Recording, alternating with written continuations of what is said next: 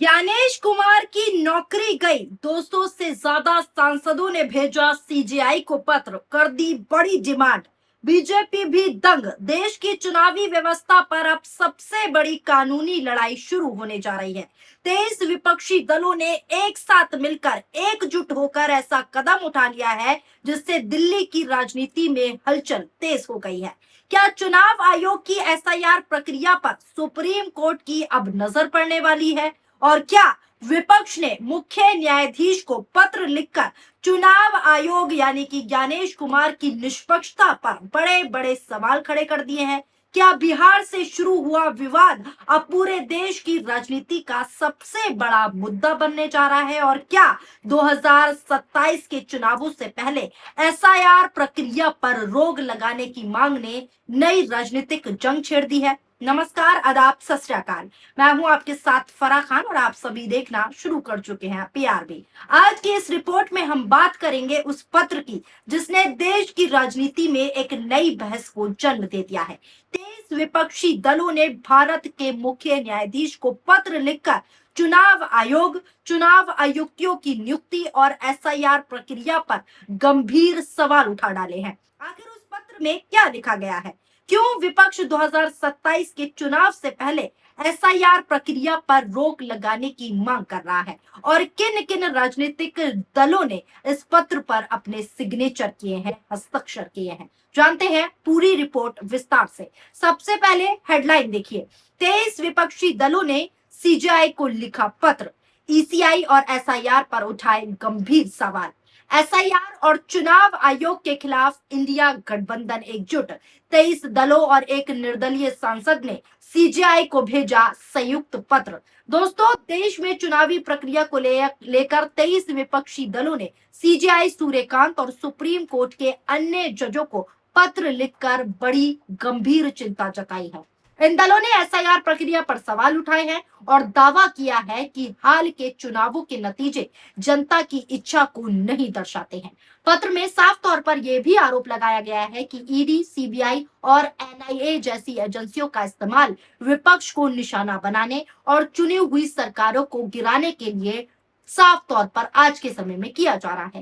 इन एजेंसियों का इस्तेमाल चुनी हुई सरकारों को गिराने के अलावा चुनावों में नतीजों को मैनिपुलेट करने का मकसद बन जाता है। ये साफ तौर पर विपक्ष ने इस पत्र में लिखा है। पत्र में दोस्तों ये भी मांग की गई है कि जहां भी उचित हो वहां पेपर बैलेट वोटिंग सिस्टम को फिर से लागू करने पर विचार किया जाए। यह पत्र सीजेआई, सूर्यकांत के जरिए सुप्रीम कोर्ट के सभी जजों को भेजा गया है। अब कौन सी विपक्षी पार्टियां सीधे सीधे बीजेपी के खिलाफ मैदान में उतर आई हैं, सीजेआई के पास पहुंच गई हैं, वो भी जान लेते हैं। और इस पत्र में किस किस पार्टी ने सिग्नेचर किए हैं वो भी मैं आपको बता देती हूँ। भारतीय जनता पार्टी का विरोध करने वाली एक जैसी सोच वाली पार्टियां जैसे कि India National Congress, DMK, Samajwadi Party, RJD, Trinamool Congress, NCP, Sharad Pawar, Aam Aadmi party, JMM, communist पार्टियां जैसे कि माकपा, भाकपा और भाकपा माले, एआईयूएमएल, जेकेएनसी, पीडीपी, फॉरवर्ड ब्लॉक वगैरह हस्ताक्षर किए हैं। यानी इन सभी पार्टियों ने इस पत्र पर एक साथ एकजुट होकर हस्ताक्षर किए हैं। पत्र में दावा किया गया है कि 2014 में भाजपा की सत्ता में आने के बाद से चुनाव आयोग में अपॉइंटमेंट बहुत शक के घेरे में रहे हैं और बिहार, पश्चिम बंगाल और तमिलनाडु जैसे राज्यों में चुनावों से ठीक पहले हाल ही में किया गया एसआईआर पूरी तरीके से गैर जरूरी था। ये विपक्ष का कहना है। उनका कहना है कि दिल्ली, हरियाणा और महाराष्ट्र में हाल के चुनावों में मैनिपुलेशन किया गया था। चुनाव आयोग और उसमें किए गए अपॉइंटमेंट के बारे में पत्र में साफ तौर पर यह कहा गया है कि भाजपा से जुड़े लोग लगातार अपॉइंटमेंट लेते रहते हैं जो सरकार के लिए काम करते हैं। यानी साफ तौर पर खुले शब्दों में सभी विपक्षी दल की पार्टियां ये आरोप लगा रही हैं और सीधा कह रही हैं कि चुनाव आयोग भारतीय जनता पार्टी के इशारों पर काम करता है और चुनावी गड़बड़ी करके भारतीय जनता पार्टी को सत्ता हासिल करवाता है। बता दें, इस पत्र में 2027 चुनाव से पहले एसआईआर पर रोक की मांग भी कही गई है। विपक्षी पार्टियों ने उम्मीद जताई है कि बाकी राज्यों में होने वाली एसआईआर एक्सरसाइज 2027 में होने वाले चुनावों से पहले को रोक दिया जाए। यानी एसआईआर पर रोक की मांग भी, डिमांड भी करती है। यानी एक तरफ विपक्ष सवाल उठा रहा है तो दूसरी तरफ चुनाव आयोग अपने फैसलों को पूरी तरह वैधानिक और आवश्यक बता रहा है। अब इस पूरे मामले पे सुप्रीम कोर्ट आगे क्या रुख अपनाता है, इस पर पूरे देश की नजर तो बनी हुई है। लेकिन इसी बीच भारतीय जनता पार्टी भी अपना गेम खेल रही है। यह हेडलाइन देखिए कि कैसे गेम चल रही है बीजेपी। एनडीए का मिशन 360, अब डीएमके एनसीपी सपा में सेंध की तैयारी। लोकसभा में 2/3 का आंकड़ा पाने अब 41 सांसदों की जरूरत बड़े संवैधानिक बदलाव करेगी। यानी बीजेपी अपने अब मिशन 360 पे जुट गई है, 360 के मिशन पे जुटी हुई है।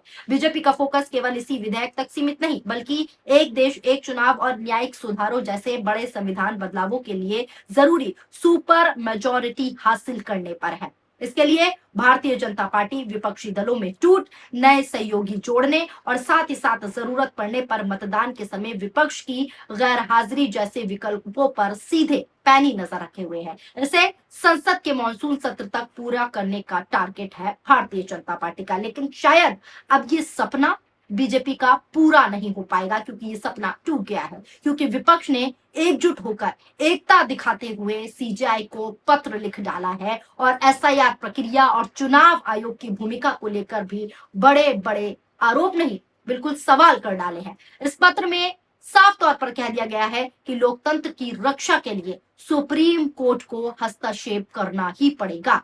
फिलहाल दोस्तों इतना तो साफ है कि इस पूरे घटनाक्रम के बाद चुनाव आयोग की मुश्किलें जरूर बढ़ती हुई दिखाई दे रही हैं, क्योंकि अब मामला सिर्फ राजनीतिक बयानबाजी तक सीमित नहीं रहा, क्योंकि मामला देश की सबसे बड़ी अदालत के दरवाजे तक पहुंच गया है और सीधे पत्र लिखा है, सीधे सिग्नेचर हुए हैं विपक्षी सांसदों के। अब सबसे बड़ा सवाल यही है कि क्या सुप्रीम कोर्ट इस पत्र का संज्ञान लेगा?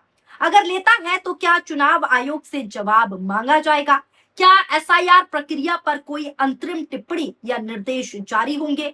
इन सभी सवालों के जवाब आने वाले दिनों में ही मिलेंगे। अगर सुप्रीम कोर्ट इस मामले में सुनवाई करता है और विस्तृत से सुनवाई करता है तो देश भर की नजर उस फैसले पर होगी, क्योंकि उसका असर सिर्फ बिहार तक सीमित नहीं रहेगा दोस्तों, बल्कि विपक्ष का साफ कहना है कि 2027 से पहले जिन राज्यों में एसआईआर जैसी प्रक्रिया प्रस्तावित है उन पर भी इसका असर सीधे तौर पर पड़ सकता है। अब दोस्तों एक तरफ विपक्ष न्यायपालिका से दखल करने की सीधा मांग कर रहा है, तो दूसरी तरफ चुनाव आयोग अपने फैसलों को सही ठहरा रहा है। अब देखना यह होगा कि सुप्रीम कोर्ट जो है वो इस पूरे मामले को किस नजरिए से देखती है और क्या निष्कर्ष निकालती है। क्या अदालत किसी तरह का हस्तक्षेप करेगी या फिर चुनाव आयोग की प्रक्रिया को जारी रहने देगी? इसका जवाब दोस्तों आने वाले समय में आप सभी को मिल जाएगा। अब इस सवाल की जो जवाब है उस पर पूरे देश की निगाहें टिकी हुई है। फिलहाल दोस्तों जो विपक्षी पार्टियों ने